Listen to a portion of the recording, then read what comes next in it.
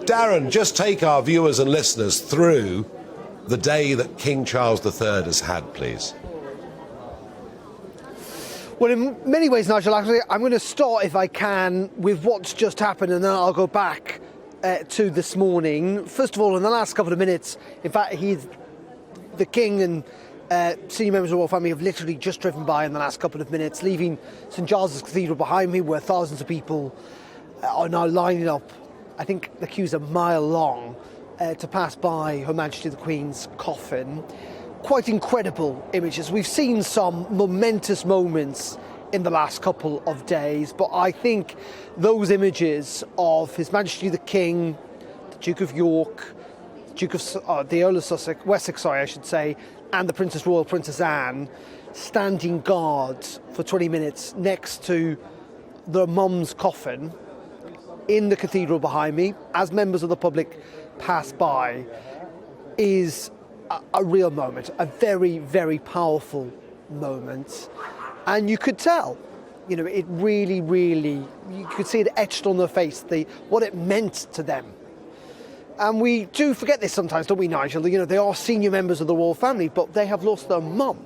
Let's not forget this. And you could really feel that tonight as they stood guard there for 20 minutes.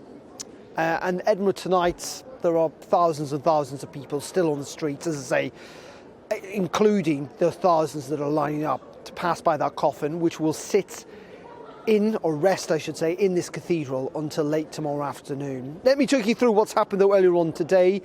The King began his day in London at Westminster Hall, one of the oldest buildings in the country, in Parliament, addressing both Houses of Parliament, the House of Commons and the House of Lords, hearing speeches from the Lord Speaker and the House of Commons Speaker, but essentially addressing parliamentarians, committing himself to the constitutional democracy we live in. And that's a real key fundamental reminder of the constitution that we find ourselves in. Monarchy's relationship with Parliament is key.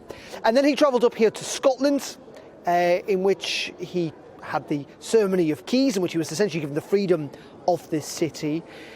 And then his brothers, his sister, walked up the Royal Mile here in Edinburgh, the medieval Royal Mile with its cobbled streets, with the streets thronged with thousands of people, 10, 15 deep in places, in almost silence, quite incredibly, for nearly 30 minutes. There was the odd round of applause here and there, but mostly in silence, as the Queen's hearse moved up the Royal Mile to St Giles's Cathedral, where we had a ceremony of celebration at 3 o'clock this afternoon. Yes, there were tributes, and yes, it's a period of remembrance, but ultimately it was a celebration of Her Majesty's 96 years on this planet, 70 years as our head of state.